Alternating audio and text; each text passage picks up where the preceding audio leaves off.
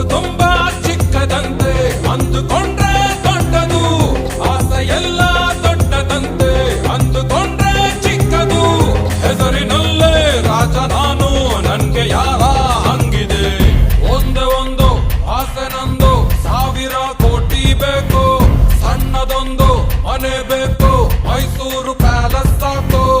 ಆಸೆಗೆ ಟ್ಯಾಕ್ಸ್ ಇಲ್ಲ, ಕನಸಿಗೆ ಫೈನು ಇಲ್ಲ.